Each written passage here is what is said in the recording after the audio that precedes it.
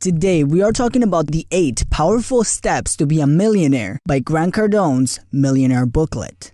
And at the end of this video, you'll find out how Warren Buffett made over $7 billion due to a salad dressing scandal. Step 1. Lose your mindset. The first step is not the easiest to do, but is the foundation of wealth. You gotta get rid of your old mentality. Most of us were taught to play on defense with our money, to be grateful for what we have, and to be resourceful to make our money last longer. Many people were told that you don't need much money or money will make you happy. While those things might be good values like appreciation and resourcefulness, you gotta understand that they can also limit your earning potential.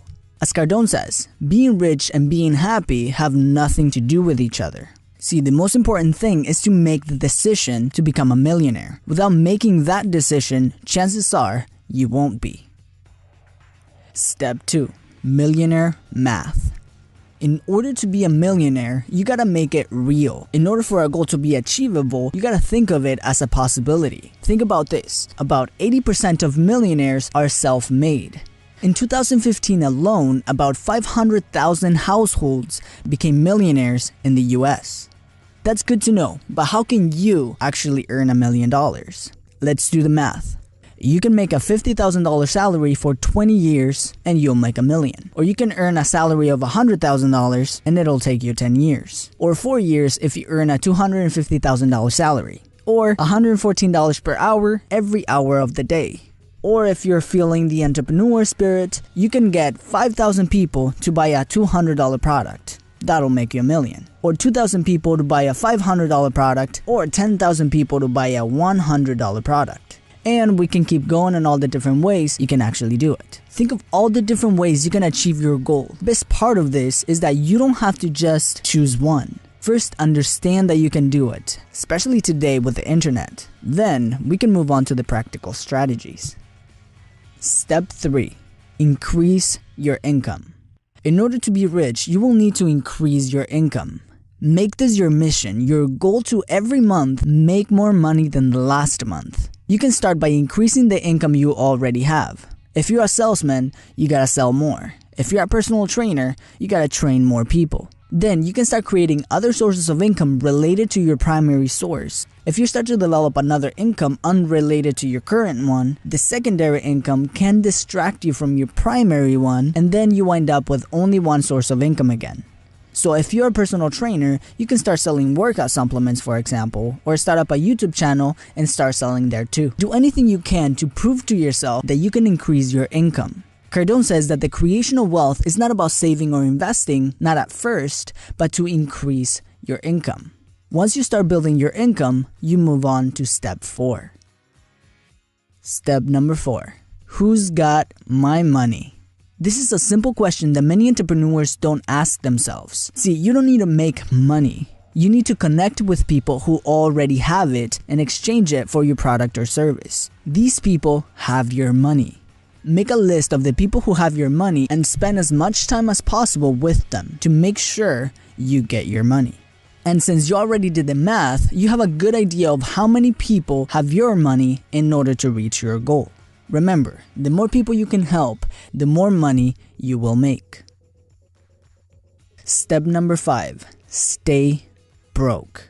There's something that might happen when your income starts to grow. You start spending more money. Cardone says that once you start making more money, you gotta stay broke. When Cardone was starting to make a little more money, he moved all of his surplus money into what he calls his sacred accounts. These accounts were out of his reach. This is what you will have to do if you don't trust yourself with money. As Cardone says, money gets bored.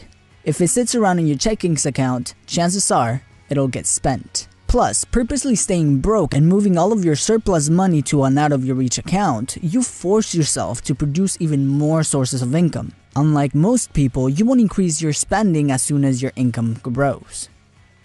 Step 6. Save only to invest. Do not just save to save. Most people save money for their dream house, a new car, or even for a rainy day. Cardone says to save money only to invest. If you look at the average person, they are saving money for a rainy day. And once they do that, they start saving money to buy bigger stuff. But if you look at people who became rich, they saved money to invest. Cardone says that you can start investing when your primary source of income is strong and dependable, because every investment has a bit of risk, and you don't want to put yourself at risk. That is one of the reasons why income is the starting point of wealth. Cardone says that he will not buy a deal if it isn't a sure thing. If he looks at the worst case scenario and still makes money, he goes all in. This is the scariest part and one of the main reasons why many people are not rich. Because when you start investing, you might deplete your sacred account. Because the money that you worked so hard for and spent time building is not in your safe account anymore, but instead is working for you to build more income. Step number 7. Multiple flows of income. This is the holy grail of wealth, to have multiple flows of income. You will feel much more confident when you know that the more flows of income you have, the less your wealth and financial security will be at risk, and the easier you will sleep at night. A mistake many people make is that they walk away from sources of income. Most people try to replace their income. The rich try to focus on adding more flows. Cardone says that you should never walk away from a stream of income no matter how small it is, unless you absolutely have to.